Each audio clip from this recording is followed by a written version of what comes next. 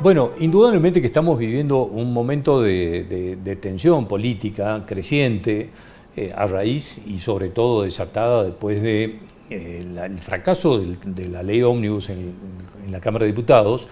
Y queríamos hoy hablar con la diputada nacional Emilia Orozco porque en definitiva, además que ha sido protagonista de algunos discursos bastante fuertes, queremos ver cómo se analiza dentro de La Libertad Avanza esto que ha ocurrido, cuál es el futuro de la ley ómnibus y definitivamente hay que descartarla con posibilidad de tratamiento y sobre todo de estos últimos acontecimientos que han ocurrido, que se habla como de cierto castigo del gobierno nacional a las provincias. De todo esto hablamos con ella, así que le agradecemos que nos esté acompañando. Muchas gracias, como siempre. Buenas noches, muchas gracias por la invitación, un placer. Al contrario, el placer es nuestro. Bueno, Emilia, han pasado por días de mucha tensión realmente. Sí, difíciles. ¿Qué va a pasar con la ley ómnibus? ¿Está definitivamente archivada? Yo en principio, te escuchaba atentamente en la introducción, no lo veo como un fracaso. Al contrario, creo que el fracaso hubiese sido si continuábamos con la votación y nos seguían bajando artículos. Empezamos muy bien, no sé si vos seguiste, el primer artículo veníamos bien y luego empezaron a caer los incisos a pedido de los bloques llamados dialoguistas con quienes supuestamente teníamos el acompañamiento. La ley no hubiese llegado al recinto si el Ejecutivo no se habría asegurado de tener el consenso para poder lograr su aprobación, porque si no era un fracaso cantado. Sin embargo, creo que esto es beneficioso en el sentido de que sabemos dónde estamos parados, como decimos en Salta, sabemos con qué bueyes aramos, con quién podemos contar y con quién no, y sobre todo hemos demostrado que, lejos de ser un gobierno autoritario, que no iba a estar en el diálogo, que no iba a ceder, hemos iniciado con una ley de más de 600 articulados y hemos terminado con una ley de 383 artículos. Entonces, el ceder, el consensuar, el poder dialogar, el bajar aquellos aspectos que muchos consideraban que no era oportuno tratarlo en ese momento, se cedió y aún así no tuvimos el apoyo. Entonces, siendo un gobierno nuevo, creo que esta instancia nos ha dejado un gran aprendizaje y sinceramente no sabemos qué va a suceder. La ley volvió a la comisión, es decir, foja cero. La aprobación en general y demás quedó de la nada. En caso que se retome nuevamente en sesión, hay que empezar nuevamente de cero. Ahora, esto de que el presidente Milei anunció que se retira la ley, ¿esto lo han tomado así? ¿Se lo va a retirar? ¿O fue, digamos, una ofuscación momentánea? Y yo creo que por el momento, y dado cómo está la situación, ¿no? Y las relaciones sobre todo con los legisladores que por ahí responden a ciertas provincias, no es el momento para retomar, al menos en el momento más inmediato no creo que eso suceda, lo cual no quiere decir que se puedan seguir haciendo modificaciones o poder rescatar algo que el gobierno no pueda sacar mediante decreto y demás y que sí o sí tengan que salir mediante una ley en el Congreso. Son opciones, la ley está. Bien, ahora el tema es, ¿qué pasó? Porque, digamos, ¿qué se ha escuchado hasta este momento? Desde el gobierno y desde el oficialismo hablaron de traición, sí. Es decir, la traición es de aquel que dice te acompaño o no te acompaño, sí voy a estar o no voy a estar y termina haciendo lo que dijo que iba a hacer y hace otra cosa. Esa es una traición. Yo te avisé de tal cosa, hago otra. Y por supuesto que ellos dicen, nosotros avisamos que esto no lo íbamos a votar, entonces es una impericia haberlo llevado al debate sin tener los números. ¿Dónde entendemos que está la...? Te hablo desde el lado oficialista. Del lado oficialista. Obviamente, de la otra campana te van a decir, yo dije que iba a acompañar parcialmente. A lo mejor lo que yo vi, y esto a título personal en la provincia de Salta, había un acompañamiento de declaraciones del señor gobernador, incluso dijo, el presidente necesita estas herramientas. Nunca habló de incisos ni de articulados puntualmente, pero en términos generales todos entendíamos que acompañábamos. También tengo entendido por qué no participé. Ahora, eso es medio ingenuidad decir, el gobernador dijo que nos acompaña. No, pero ahora viene la otra instancia. Sí, a ver. Existieron mesas de diálogo. Hay fotos. Ahora, el gobernador dice que no habló nunca de la ley ómnibus. La primera reunión que tuvo el presidente con los 24 gobernadores, esta ley ya estaba en cuestión, ya estaba avisorando que iba a tener un tratamiento. También hay legisladores que se han reunido con el ministro del Interior y con el círculo más cercano del gabinete del Ejecutivo Nacional. Es decir, el gobierno está bien, es nuevo, pero no es ingenuo. No mandaría un proyecto de esa magnitud tan ambicioso, porque tampoco voy a negar que es un proyecto sumamente ambicioso, sin antecedentes en nuestro país, con la cantidad de reformas y tantos temas en un abanico de temáticas que abordaba, si no iba a tener al menos la confianza de que se iban a aprobar. Además de que es algo que se viene trabajando hace más de un mes en las comisiones, en diálogo constante con todos los espacios dialoguistas, como bien le llamaron, porque hay un núcleo duro que sabíamos que no iban a acompañar.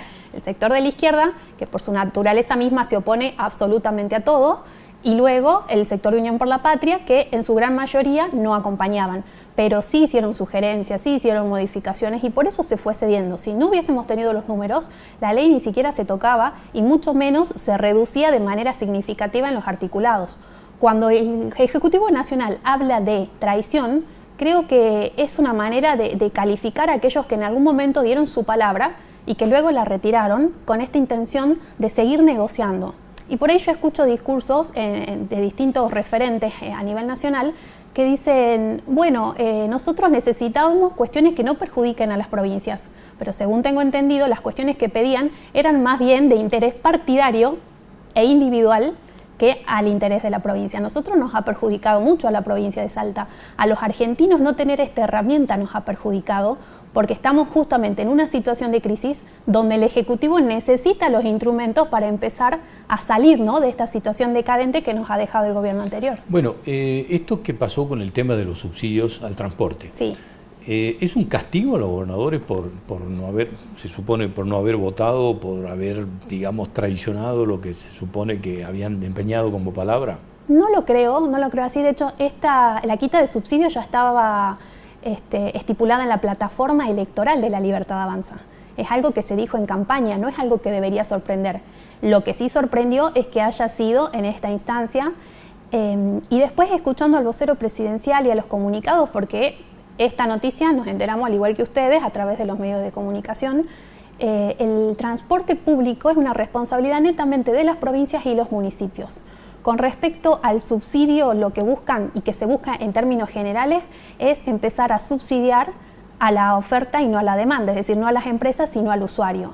El problema que va a tener y el gran desafío que va a tener el gobierno nacional es que no todas las provincias se manejan con una tarjeta magnética, como en el caso de la provincia de Salta o el AMBA o la ciudad de Buenos Aires, que tienen la famosa SUBE. Entonces va a ser todo un desafío en tiempo récord de poder implementar ese subsidio para que no pegue en el bolsillo del usuario. Ahora, este plan de terminar con los intermediarios es un objetivo que tiene el gobierno nacional en todos los ámbitos. Bueno, el tema se supone, y la pregunta viene esto, que caído por lo menos el tratamiento, y momentáneamente o definitivamente ya lo sabremos, sí, de la ley ómnibus, ¿qué había de importante ahí para lo que se supone que era o que es el plan económico de Milei? ¿Qué había ahí o que dejó de estar? ¿O que no va a tener para lo que se supone que quería implementar? El famoso paquete fiscal que se sacó totalmente de la ley en su momento con la posibilidad de debatirlo en sesiones ordinarias, creo que era algo fundamental. La desregulación de la economía, la liberación de mercado, tomar las medidas necesarias para recuperar la confianza no solamente de puertas para adentro, acompañando a las pequeñas y medianas empresas, acompañando al sector privado, que es el verdadero generador de fuentes de trabajo genuino, sino sobre todo generar la confianza de puertas para afuera. El anexo 2, que hablaba de las grandes inversiones y de grandes capitales, de poder atraerlos a nuestro país, nosotros tenemos el auge de la minería. En la provincia de Salta la matriz económica dio un giro de 180 grados a partir de este boom de la minería, donde los ojos del mundo están puestos en el litio y en otros recursos. Entonces, muchas de las cuestiones que trataba esta ley acompañaban al desarrollo minero. Teníamos un fuerte acompañamiento del sector, lo cual se traduce en fuentes de trabajo a largo plazo. Eso es lamentable porque cuando hablamos de los jubilados, también luego de las modificaciones se estipulaba un incremento de lo que cobran los jubilados en base a los índices de inflación del INDEC oficiales con una actualización automática. Eso quedó en la nada. En el ámbito de seguridad, sin ir más lejos, tenemos un hecho tan reciente como el de Orán, que describe una realidad de la que muchos nos hablan. Y cuando Emilia habló, es como que se quedaron en el detalle y no en lo importante, que es cómo está avanzando el crimen organizado y el narcotráfico a la provincia. El 90% de lo que ingresa en droga, en cocaína, entra por nuestra provincia. la ley estipulaba muchas cuestiones en términos de seguridad que hoy quedaron en nada. Y así te puedo seguir enumerando. Pero bueno, lamentablemente no tuvimos el apoyo. Ahora, te traigo de nuevo al tema del transporte porque me parece que es lo más sensible de estas últimas horas, sí, por lo menos en el tema de la gente. Si el gobierno nacional, digamos, ya lo anunció, como me decías, en la plataforma electoral de la Libertad Avanza estaba la quita de los subsidios, sí, se intenta que el subsidio llegue al usuario y no a los intermediarios o no a los transportistas, en este caso. ¿No era mejor dejar armado el plan de cómo el subsidio llegue a las tarjetas de los usuarios, en este caso de Saeta, y recién avanzar con la quita del subsidio? Sí, ¿no? Podría haber sido un camino. Porque esto sí parece, sí sonó como un castigo, decir, bueno, arréglense ustedes a ver qué hacen. Ahora, el tema es que yo no creo que los empresarios se vayan, ni les vaya a faltar plata, ni vaya a pasar nada de esto.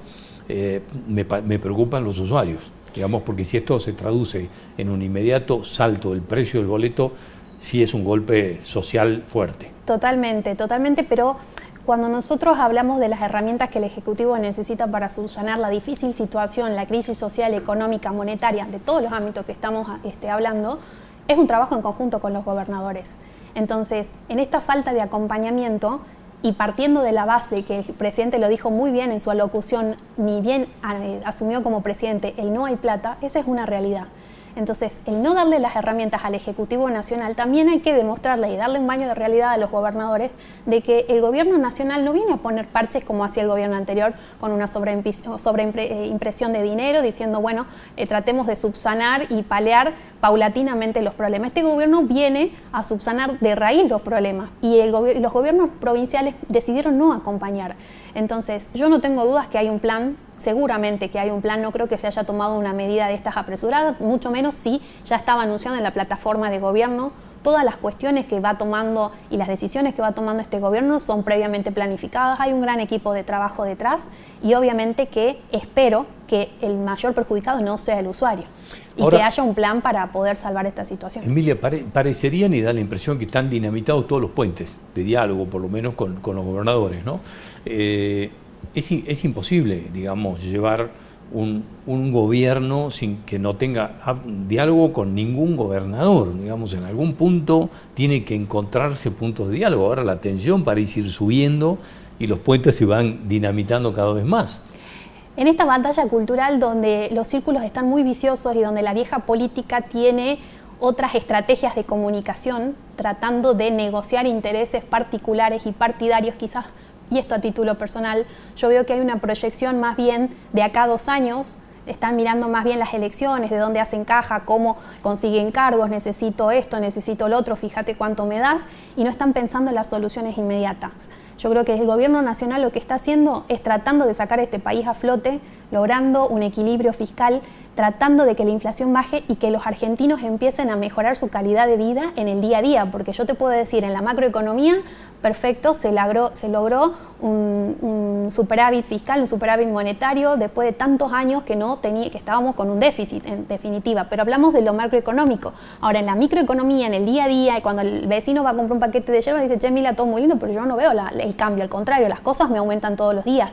Esto es paulatino, recordemos que las malas decisiones que se tomaron en la última etapa del gobierno anterior y están teniendo sus efectos ahora, sus consecuencias. Y esto lo dijo Javier Milei, no iba a ser fácil y tampoco nos la están haciendo fácil la oposición.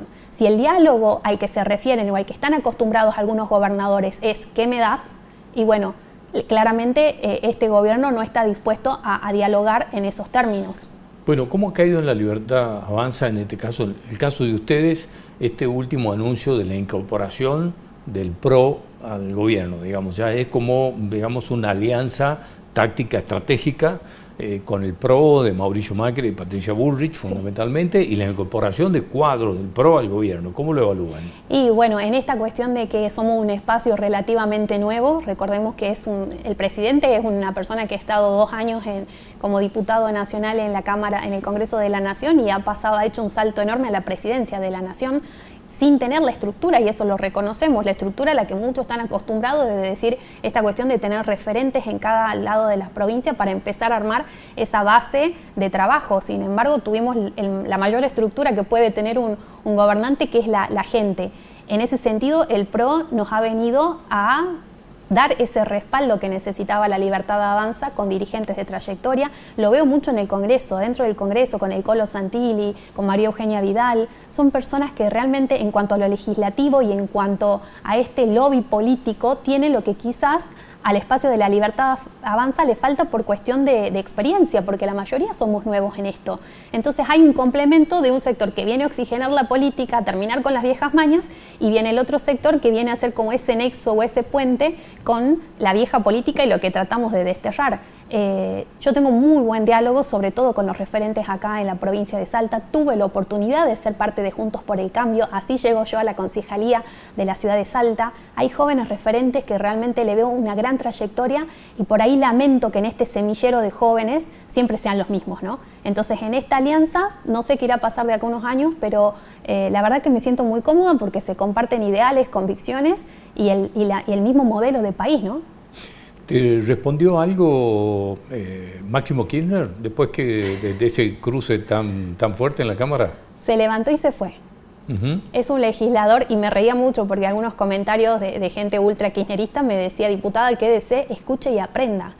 Yo digo, ¿qué voy a escuchar de una persona que, y lo vuelvo a decir y no me arrepiento, es el hijo de la máxima corrupción de este país? Es un diputado que no estuvo, fueron 3 días intensos de sesión, y es una persona que no se sentó en su banca, más que para levantar la mano el momento que había que votar.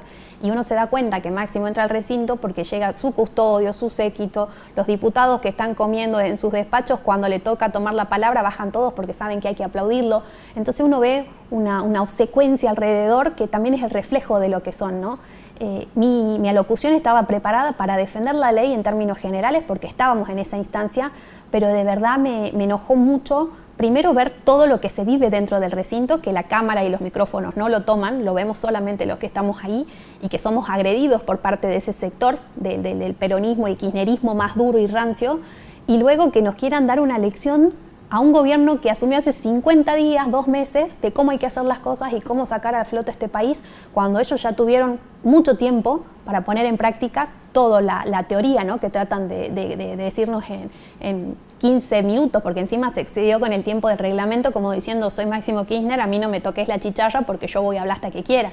Pero bueno, son cuestiones que ojalá no las naturalice nunca, y ojalá se empiecen a desterrar del Congreso. ¿Cómo dividís esta instancia en la que se habla mucho de los intereses de Salta, que pueden ser muy perjudicados por la política de Javier Milei, tu adscripción obviamente a la Libertad Avanza, es decir, en qué punto tenés que decir, bueno, soy más de la Libertad Avanza que salteña? Esto sí puede llegar a afectar, como por ejemplo el caso del boleto. ¿Cómo dividís esas instancias? ¿Te ves en algún punto y en algún tema diciendo que no al gobierno de Javier Milei, defendiendo cosas de Salta, o no? Seguramente en algún momento, yo no descarto que en algún momento quizás pueda surgir algo que vea que no es beneficioso para mi provincia, pero por ahí yo veo que todas las lecturas se hacen más desde un lugar político y no desde lo racional. Repito, si ellos habrían tenido la fórmula y hablo de ellos, del gobierno actual a nivel provincial y el que se fue a nivel nacional, de hecho el gobierno provincial fue quien apoyó fuertemente la candidatura de Sergio Massa, y también respeto la decisión de la gran mayoría de los argentinos. Si los argentinos hubiesen querido continuidad, la continuidad de una forma de gobierno que claramente también es responsable de la situación que hoy estamos, habrían votado un Sergio Massa y nosotros ni siquiera seríamos gobierno. Ahora, la gente votó un cambio, votó una transformación, y esa transformación implica no hacer lo mismo. Entonces, escuchar discursos de cómo hacer las cosas de alguien que claramente no le funcionó, porque a nivel provincial tampoco es que estamos muy bien. Y también entiendo que a la gente muchas veces le cuesta, ¿no?, diferenciar cuáles son las competencias nacionales y provinciales, y de eso se jacta la provincia para decir todo es culpa de Milei. Emilia, como siempre, muy agradecido de que estés acompañándonos. No, por favor, un placer, muchas gracias. Muchas gracias, hasta cualquier momento.